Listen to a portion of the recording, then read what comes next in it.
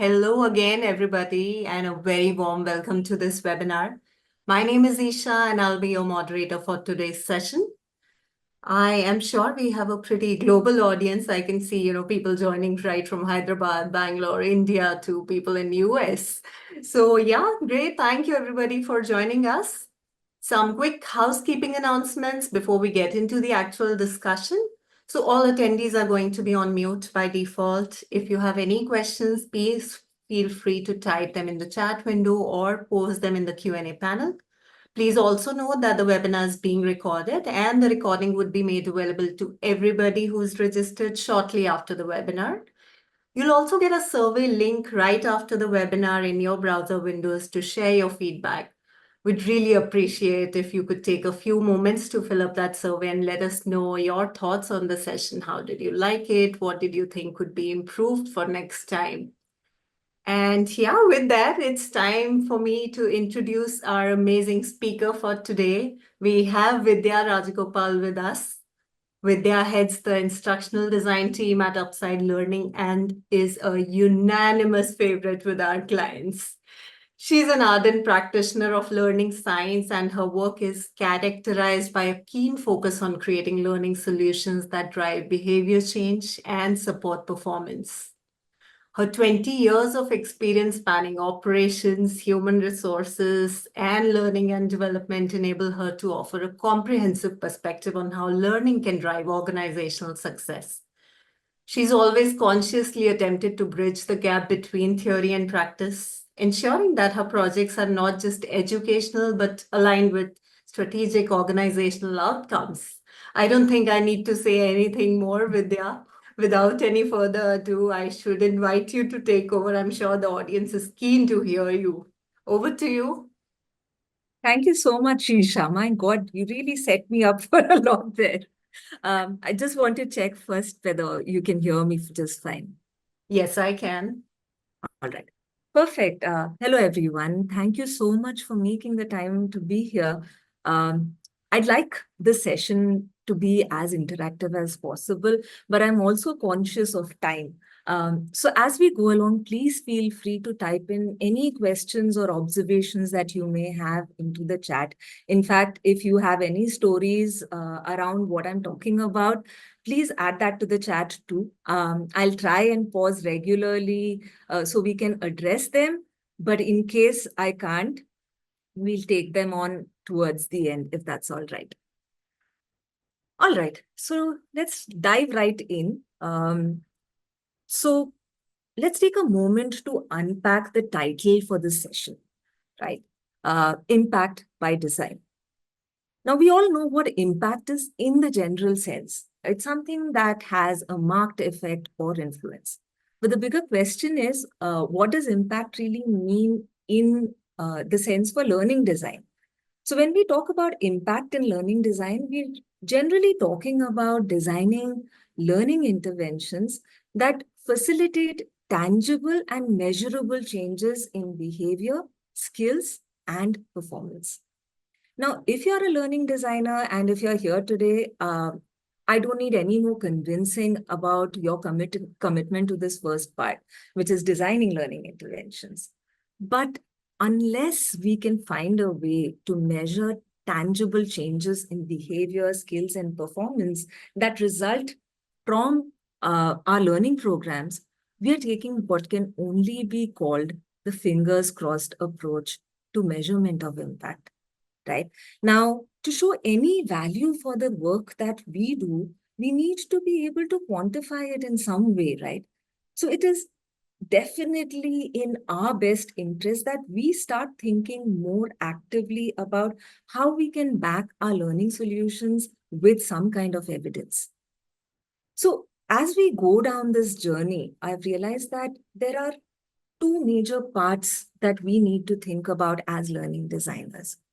The first, of course, is what to measure, which means that what will change as a result of this training? What is that one metric that we can measure that can be improved as a result of this training? And the second one is how do we design learning material to move the needle on that particular metric? right? How do we improve that metric? Both of these are things that we need to constantly think about parallelly when we are designing. It's not one or the other, it's both going hand in hand, right? Now, for the longest time, this is how I worked through my design process. I worked with learning objectives. Then I aligned content to make sure that all those objectives were being met properly. And then I designed knowledge checks that could help learners recall and remember the key information that was covered in the program. Do you think this works? All of you can use the chat to answer. Yeah. I won't wait too long. I will go ahead, but do think of answers of why, because usually when someone asks, does this work? The answer is usually no. I'm sure a lot of you are on board with that. But the way I look at it is that adult learners, especially in the corporate setup, very rarely learn just for the sake of learning, right? They learn to perform better at work. That is the main objective they have for learning. Now, the problem with this process is that the one thing that can help them get better at doing something, which is practice, is treated almost as an afterthought in this entire design process. And that is not fair, right? What we have moved to, my team and I, more recently is a different framework that has turned out and it's working better for us for the past some time. Now, we have, in a way, replaced the term learning objectives completely in our vocabulary with performance outcomes. And that becomes the foundation for our learning measurement and our learning design. What this does is it immediately shifts the lens from what people need to know to what people need to do, right? And automatically that makes a lot of difference because now we are looking at the whole solution in a different way.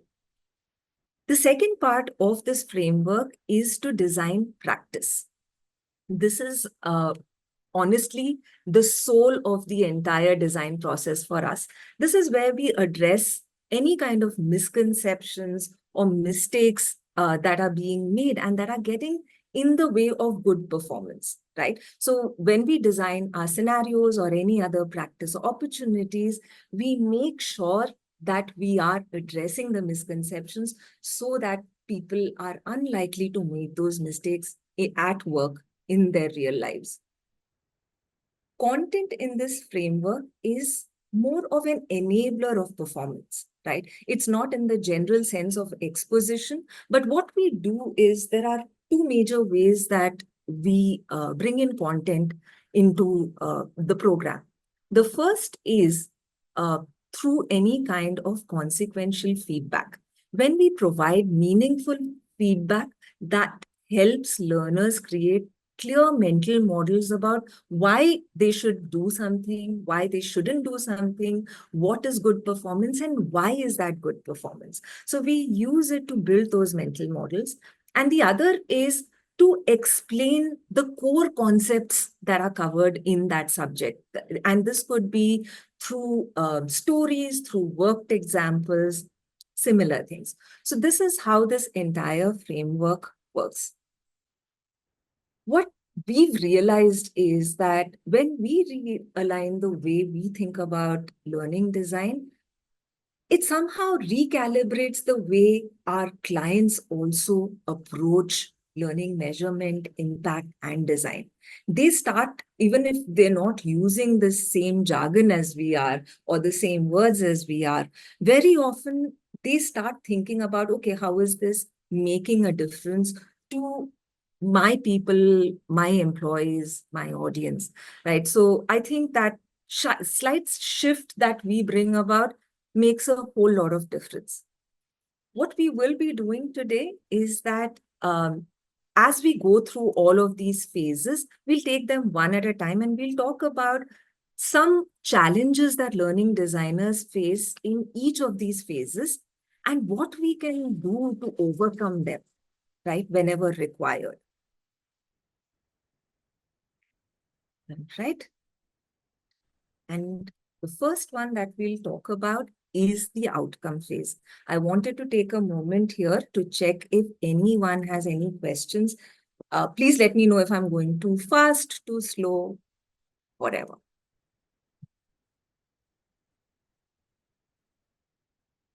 Isha, I'll be counting on you in case we have any comments. Absolutely, Vidya. There Thank are you. no questions so far, but I think there are a couple of comments that you may just want to have a look at in Sure. regards to your previous question. Right. Hi, Clark. So glad to see you here. No knowledge checks don't lead to meaningful new abilities to do anything. You're right, because all they're checking is recall abilities, and no one has performed better just by recalling some information. You're right. Yes, to a certain extent, that's the traditional approach. Right. All right. So I'll move back, and now we'll talk through these examples that I've put together for each of these phases. Now, the outcome phase, if you remember, is where we decide, where we kind of design what people will do differently at the end of this program, and also what is it that we are going to measure. Now, this is probably where learning designers struggle the most, right? Because most organization, when we talk about measurement, are usually collecting learner feedback, and that is the only means of impact measurement that they have in place within the organization. And we've all seen these Likert scale feedback collection forms at some point. I don't know about you, but I hate them. I won't even make any bones about it, because I think they are wrong on so many levels. The first part is, of course, these statements that you see on the left, right? Most of them, if you look at them, what they're checking is whether someone enjoyed a course, whether they think it might be helpful in some way. It's rather vague, if you ask me, right? None of these questions are about whether this enables learners to do their tasks any better, faster, with a better quality. None of that is getting checked. It's all about what people feel, how do they feel walking away from it? And that is not always a great indicator of anything about the design. The second part is the Likert scale itself, because I've never been able to figure out what makes something strongly disagreeable as opposed to plain vanilla disagreeable, right? And how does that information help anyone? Does that provide any kind of actionable feedback either to the organization or to the learning designers about how this program needs to be improved? What are people being able to do with it? None of that is useful information, right? So the scale itself is pretty vague, and I don't think it helps as a feedback mechanism at all, because most people just go 4 4 4 4 if they've kind of liked it, or go 2 2 2 2 in case they haven't. And the last pet peeve I have with the Likert scale is the fact that the feedback collection mechanism for a learning program needs to be at least slightly more sophisticated and insightful than the feedback mechanism at my local restaurant, right? Like, is that too much to expect? I think it is dated and it really doesn't do much. But what is the alternative? Something like this, maybe.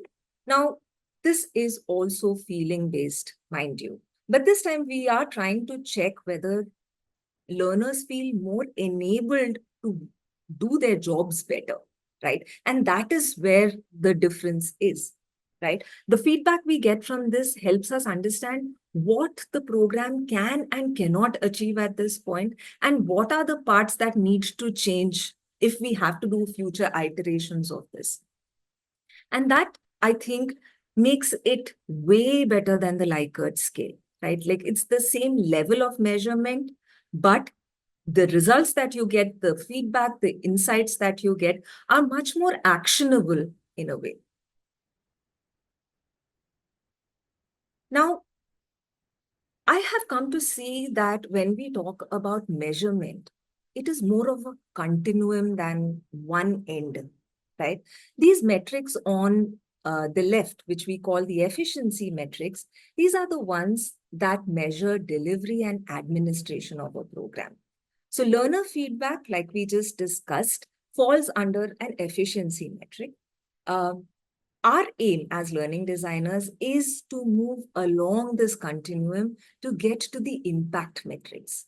This is where we get to measure knowledge, skills, behavior, and job performance. That is what we really need to see if we are making an impact on. And this is how the entire scale looks. Now, I wanted to pause here for a moment just to check if any of you have any questions around this, because we will be discussing this again as we go along the deck. So, Vidya, while we wait for questions, there are some comments that are in agreement with what you just shared. Thank you. Yes. You're right, Venu. Kirkpatrick model one of level one of evaluation, and that is not impact. All right. So as we all clearly see, now this is clearly a progressive scale, right? It progresses from left to right. But having said that, it would be completely wrong on our parts to say that we should write off the efficiency metrics. When we talk about completion, uptakes, learner feedback, it's not about writing them off, because at the place that we currently stand, we need to start somewhere. And unless we start somewhere, we cannot inch our way forward and get to these impact metrics. So, while we are talking about this as a scale, I do want to take a moment to impress upon everyone that at no point am I saying that, let's completely overlook this and only focus on this. We need to start here in 90% cases and then move here over a period of time. And that is a game of patience that we all need to play as learning designers, right? Now that brings me to the second challenge that we'll be discussing today, and that is where we face these SMEs who are being kind of evasive about what the outcomes might look like. More often than not, we hear SMEs insist that this is just an awareness training and all we need to do is add an assessment at the end, and we'll get an idea of how many people pass. And that should be the measurement of whether they understood this content or not. And whether we like it or not, this is where we are. What we don't understand is that very often organizations don't even know that they are measuring something that can actually become a performance indicator, right? Because every organization measures something. That is what operations is all about, of any sort, right? So they are measuring something. It's just that they don't think it is relevant to us or this learning program. It is our job to bring them onto that scale, to bring them to a conversation where we can talk about what they are measuring currently and see if those can become our metrics for learning design, right? So if they mention any metric of any sort, I would say hold on to it and see how you can flesh it out. But how do we do that, right? I wanted to bring in an example here where a few years back, we worked on creating a mental health awareness training program for one of our very large airline clients. They're a global airline company. And what they really wanted was that they wanted to create a training that was around the awareness of mental health. Now, the airline industry has pilots and a lot of very stressful jobs, and they wanted to make sure people understood the seriousness of mental health issues. They had tried some, communication around that. They didn't really see much. And their solution to that was, let's create a training course. Now, while we were in the discovery phase and while we were talking to them, we happened to ask them what are the support systems that they have in place for mental health awareness. And they mentioned that they have a 24-hour helpline that is available for anyone to call. However, they barely get any calls on that number. And even the people who do call are too far out, like they already showing very critical symptoms which really can't be helped with something like this. They would need to be referred to a medical practitioner, right? And this came out in the conversation quite casually, and that was like a voila moment for us because we had found our measurement metric, right? The number of calls that go onto that helpline, it's a number, it can be measured, and we can talk about increasing that number because that would mean that more people understand the importance of mental health, are being able to identify it in either themselves or someone around them, and they are seeking help. And that is the exact thing that we are trying to achieve with this program. So we had found our metric right there. And from that point on, I think the way we started looking at this program changed quite a bit. I won't go into a lot of detail about the solution itself, but what we really did was come up with a story-based approach where we talked about multiple perspectives. So not just the perspective of the person who is suffering from any kind of mental health issues, but also the people around them. Because the intent was for us to show them that whether it is their family, their colleagues, their friends, people are worried, they want to help, but in most cases, they just do not know how. So we wanted to bust a few myths around mental health, and we wanted to bring in some reflection exercises that would help people identify what their symptoms meant, when they need to get help, and what kind of help was available out there. Right. So that was the intent of the entire program. It came together, we released it, and 4 months down the line, we saw a threefold increase in the number of employees who were reaching out on that helpline in time, mind you, because that is what we had kept as one of the qualifiers. It was about people calling before they get to very severe symptoms. Uh, because we had measured these numbers and because there were some stats in place, the organization could also market themselves as an employer that really cares about mental health. They were featured in some publications at a national level as one of the employers that are helping with mental health issues. And the third thing that came out of this is that we did end up winning multiple awards for this, including, I'm very proud to say, a Brandon Hall Gold, right? I think that is about, in a way, recognizing the value of the learning solution, though I would, in terms of impact, totally talk about these two as being the real drivers for impact. Right. What this did do for us, though, the awards, was that it opened the doors. There were more conversations. It got us some eyeballs, and more people were talking about such programs. So I will come back to this a little later about a similar program that came out of this, but that is in a bit. So if you see, what we did there was with a very slight tweak. We went from measuring what would have originally been an efficiency metric to measuring something that was a behavioral change metric. And that was huge, right? Because this jump, and I know everyone who's a learning designer here would totally understand that this jump is not easy to make in one go. So even when I say that sometimes it's very simple, I also completely acknowledge that most times it isn't. But that also means that we need to go into every conversation trying to find that break, trying to find that foothold and move up from there.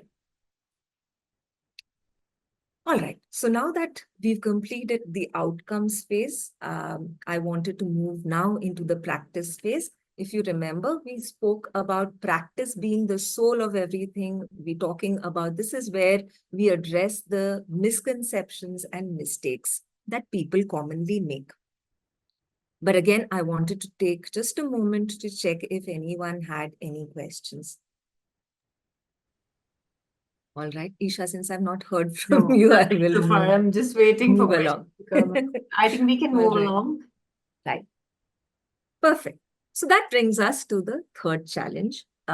We've all been in a state where, in the name of inputs, we have received a ton of content, like truckloads of content, which are backed by really vague learning objectives, such as, by the end of this course, people should know how to define such and such and be able to appreciate the value of such and such.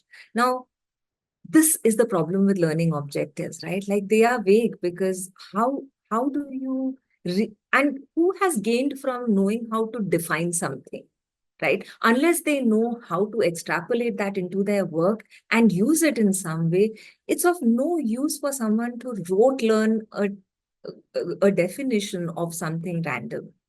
Right. And this is something I know all my fellow designers understand.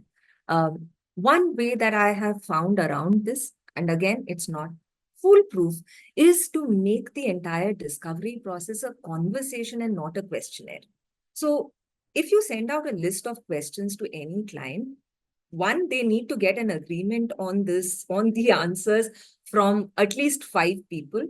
And nobody really enjoys answering a list of questions. So they've done their bare minimum and put in what they think is relevant to you.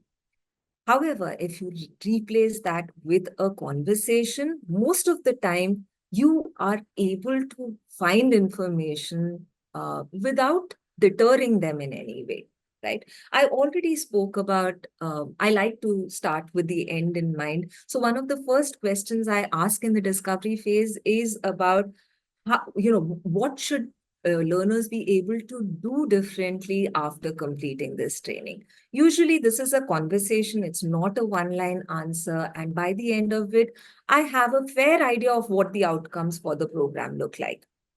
The next one is about measurement metrics. Now, if you go to a subject matter expert and ask them, what are the measurement metrics for this program? I can assure you that you will not get anything out of that. However, when you change that question and you ask, how will you know this is being done?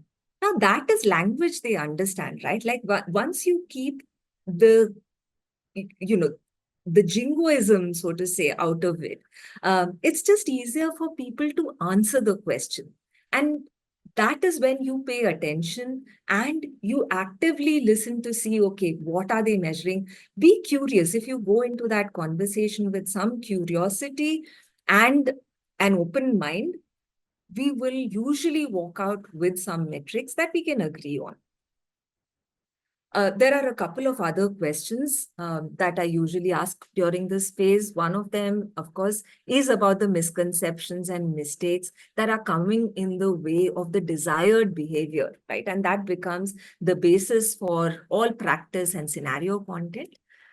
And the last one is about what's causing learners to make these mistakes. I have noticed that when I ask this question, a lot of times it becomes clear about whether this is a knowledge level course, whether this is about some kind of performance support, whether this is training in any way at all or not, right? So it helps me identify the scope for the training very clearly. What parts sit in which bucket becomes very clear. So there are a lot of other questions, but I think these four would be on the top of my list, and they have very often helped me get to a point of a conversation and to understand the background for the learning requirement, right? Now that brings us to challenge number 4. If only I had a penny for every single time a client has come to me and said, we love videos, they are so engaging, right? I'm sure all of you have heard that. Um, I don't have anything against videos, honestly. I think they are great for learning. The problem is that more often than not, we end up using them for their entertainment value rather than their learning value. And that is a really bad idea, right? Because videos are great for explaining concepts. They're great at bringing out relationships between things.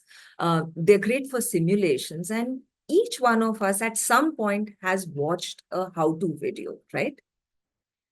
But that's the point about how-to videos. They support you at the point of need. So, for example, if I bake a cake once in a blue moon, I'm absolutely fine with baking it with a video playing in the background. That works out absolutely fine. However, if I am a professional baker, not only will I need to know the ingredients and measurements, I should also know how to change the recipe for different contexts, right? What if I need to bake a larger cake? Or what if one of those ingredients is just not available? That doesn't mean I will give up my profession as a baker, right? So what that means is that the passive consumption of content is fine for tasks that need to be performed occasionally. But when you want people to learn something, it usually requires repeated practice in a range of contexts. I'll repeat that part because I think it's very, very important. What we're talking about here is repeated practice and in a range of contexts. So not only in one context, but multiple contexts that people may face in their work, right? They need to have practice designed around all of those contexts. But having said that, um, what do you do as a replacement for videos, right? My answer is always going to be many, many scenarios. Now, I think the value that scenarios have is that not only can they bring in the same level of narrative that a video can bring in, they can also challenge learners and they can boost retention, which is an actual impact metric, right? Retaining important information that they need to use again. So if you ask me about the engagement value of scenarios, I think scenarios, they check a lot of back boxes. You talk about relatability, humor, context, challenge, any of those. The point is that we need to start looking at scenarios differently. We want to make them fun. Bring in that humor, everyone enjoys a chuckle once in a while. So don't save all your entertainment value for your videos. Bring in some of that to your scenarios as well. And that'll be two birds in one shot, right? But again, does any kind of scenario work? The answer is no, right? Scenarios usually need to follow a certain structure to actually be able to make an impact, right? So there are essentially three parts to this. The first is that the context needs to be believable. It cannot be out there. It should be something that has, when a learner sits to, work with a scenario, the context should be something that they have faced in the past or they're very likely to face in the future, right? So it has to be believable, relatable. The other is for the options to be realistic. Now, very often we see that options for any kind of multiple choice question, whether it is scenarios or any other kind, they are more around, they help learners recall some knowledge. And the intent here, when we talk about a good scenario, is to make the options actions, right? So it's about people should be able to make decisions about what to do in a situation. So in this case, for example, this is a conversation that the character is having, and the options she has is two dialogues, and she gets to choose one of them. And that brings us to feedback. Now, unless there is clear consequence to the action that you just chose, you're very unlikely to remember that in the future, right? We remember by knowing the mental model behind why we are making a certain decision. Why is this correct? Why is this incorrect? And that has to clearly come out through the feedback. You're right and you're wrong, try again is not enough. That is not feedback, right? So the feedback must cover the consequence of the action that the learner chose. I'll show you just another very quick example of this: believable context, some realistic options there, and consequential feedback.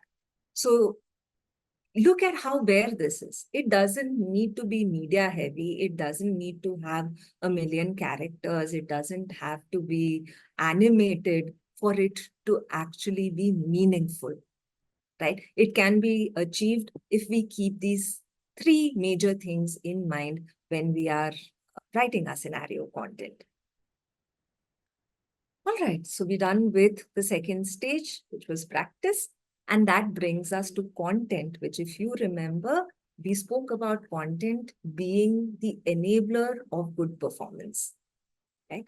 Again, I'll take a short pause here. Isha, do we have any questions? Yes, Vidya. So there's a question from Ankit in the Q&A panel. You want me to read it out? I will go on to the chat. Just give me a moment. So it's not in the chat, it's in the Q&A panel. Okay. All right. As someone with a background in the retail industry, I'm looking for advice on how to motivate or convince sales managers to nominate their team members for training and e-learning programs. Given that front-end employees are directly responsible for generating sales, some sales managers believe that training and e-learning are a waste of time. Well, Ankit, the truth is, in most cases, they are. So unless you can create a value proposition, and this is something I've learned from Clark, and it works perfectly for me, is to create a hook for your learning program, right? In those first few minutes, unless someone feels that they will really gain from this, they'll really walk away with some kind of advantage having sat through this 30-minute experience, they will not give you their time. But this is a much larger question. I think we can connect offhand and we'll talk about the specific problem and the specific challenges that you're facing. We'll talk more about that. But yes, it is a very common problem that we all have faced at some point. Does that at least take care of the initial part, Ankit? Is it okay if we move along? Great. All right. So now coming back to content, right? Now, there have been a lot of cases where when we receive content, input content from a particular client, it's really thorough, but it's from the wrong perspective. It's from the perspective of the organization and not that of the audience. Now, this is very, very common. Now, if you remember about that story that I told you about the mental health program that we created for our airline client, like I said, it got us a lot of eyeballs. A lot of other people started inquiring about similar programs. And very soon, we were working on another very similar program. They were very impressed with what they had seen, and they said they wanted something just as engaging for their staff. Uh, but when the content came in, what really hit me, and this was a beautifully designed presentation deck that we had received, very well structured, by the way, which is again very rare in our industry, but great inputs on the face of it. But the moment I looked deeper into it, what we realized was that it was really academic. It seemed like it came right out of the curriculum of some university rather than for a workforce, right? Like for employees for whom they were trying to create awareness around mental health. So in such a case, now an entire section of that input, for example, was dedicated to Freud's iceberg model of consciousness. I'm sorry, I put that up on the slide because there's no way I would have remembered that offhand, right? So there was an entire section that talked about this really complex model. They said that they wanted this to be animated and really engaging for learners, and they wanted to use a very conversational tone so that people could relate to it. Now, do you see the irony there? It's not the words that makes something relatable to me. If I'm suffering from mental health issues, I want to feel heard. I want to feel reassured. I want to feel like there is a solution, there is light at the end of the tunnel, and I'm not alone. At no point do I want to know what Freud said about the iceberg model, right? That is something I really hope my counselor has a really strong grip over. But I will not be invested in it, even if it has the best graphics, best music, best words, whatever. But what do we do in such a case? Because this is not at all uncommon. I'm sure each of you have seen content come in which is from a completely different lens. Now, what I have learned the hard way, honestly, is that we as learning designers need to establish ourselves as a learning specialist right at the outset of a program, right? There is no doubt at all that SMEs know the content in and out, and they are content experts. But that does not mean that they are learning experts.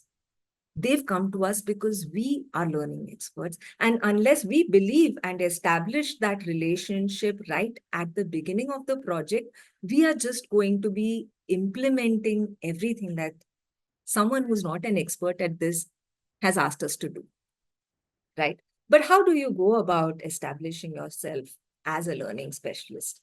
Now, this can be an entire separate webinar all by itself. But a couple of things that work for me is something I wanted to share. The first is that if you want to take the conversation in a certain direction, try and avoid open-ended questions. For instance, if in this particular case, if I had gone back and asked the SME, do you really think there is any value in adding details about the iceberg theory in the course? That would open me up to just about any answer, right? They could very well have said yes and shut me down, and I would have hit a dead end right there, right? The better thing to do in such a case is to make an informed suggestion. Now, what we all need to understand is that whatever the content is, it is our job to contextualize the input content for our audience, right? That lens change has to be our job and not someone else's. Now, for example, in this particular case, if we created a story around someone who's seeking help with a psychiatrist, and in their conversation with their counselor, they start to understand how their behaviors map to their thoughts, their unconscious thoughts, their backgrounds, their childhood. Now, that is a lens of this particular model that is relevant to this person. Then they are paying attention, right? And that will not happen automatically. So content with context is not going to be served to you on a platter 99% of the time. So we will need to take our time to understand that context, that perspective, and then present it to our SMEs. More often than not, we are tweaking that. It will never go back to, okay, no, I just want a video which shows this, right? So it's the power of negotiation, honestly. It's meeting halfway if we can. So that has worked for me in the past. And what it also does, by the way, which is a side note, is that when we do this, we allocate lesser of the learner's very, very precious time to content exposition, right? We can use that time to give them more practice scenarios and examples that are actually useful to them. So content exposition can come down if we start taking this approach. So those were the challenges that I wanted to discuss today. And just before we end, I wanted to leave you with a thought here. Now, according to last year's watershed survey, 99% business leaders would like to measure business impact. Any guesses on how many organizations actually go ahead with this measurement? I'm looking at the chat. Any guesses on the percentage there? Vidya, am I eligible to participate? I know the answer. Every everyone is. Yeah. Ankit, Ankit you're says close. 13, 5% Ian. Okay. 23. All right. 10 to. You know what? That just proves my point. By the way, the number is 14%. And we all know this is a huge gap. But you know what is really sad is that everyone knew that this gap exists. You may or may not know whether it's 14% or not, or what that number is. But each one of us here knows that it is a huge gap, and we are not surprised by it. We are not shocked by it. We've made our peace with it. That is the sad part, right? The good part is that, like we established, we are still working with a continuum, right? So it's okay to start really small. It's just about paying attention.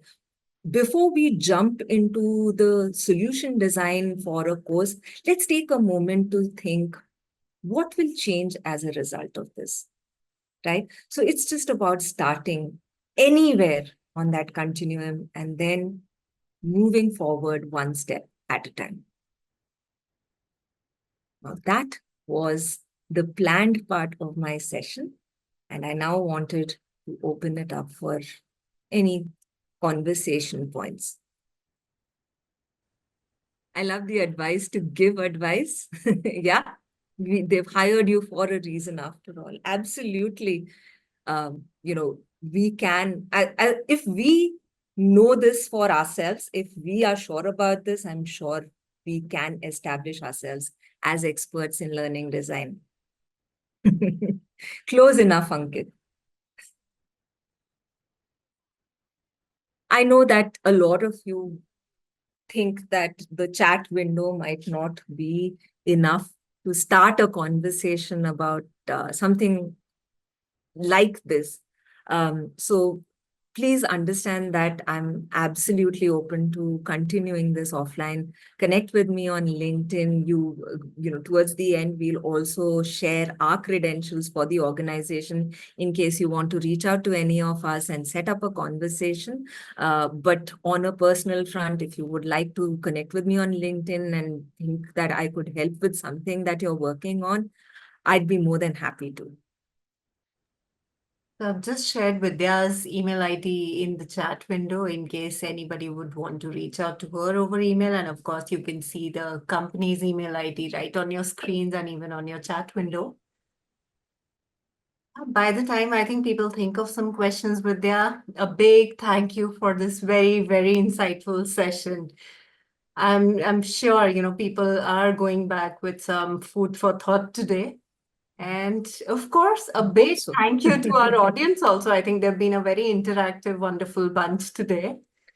I'm sorry. This honestly is, I'm not used to doing the whole chat on this side.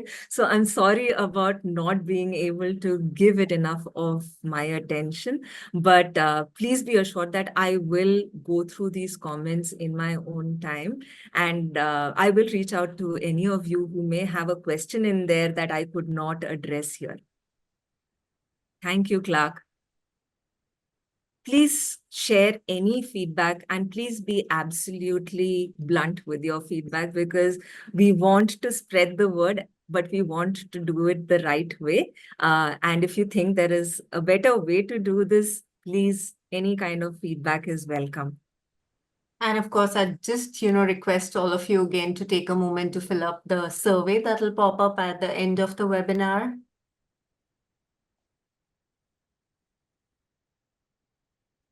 Vidya, everybody's all praises Thank about the you. session.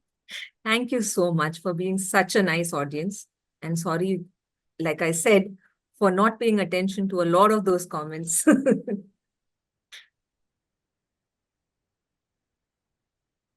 So maybe we can just keep the chat window open for a couple of more minutes in case Sure. somebody has any parting comments or questions. And like, yeah, Vidya mentioned, you can reach out to us on our email ID. You can connect with her on LinkedIn. So if there are, any questions that pop up later in your mind, feel free to just reach out to Vidya with those. And let's have each other's back. I'm sure I have questions that one of you can answer. So let's stay in touch and let's help each other through this. It's not easy. So I think we can close the session for now, Vidya. Absolutely. Perfect. Thank you, everybody. Thank you, everyone. Good day, good evening, good night to, everybody, of course, based on wherever you're joining us from today. We hope to see you again for our next webinar sometime soon. You'll, of course, if you've, registered for this webinar, you may also be receiving communication for our next set of webinars. Until then, have a great time. Take care, all of you.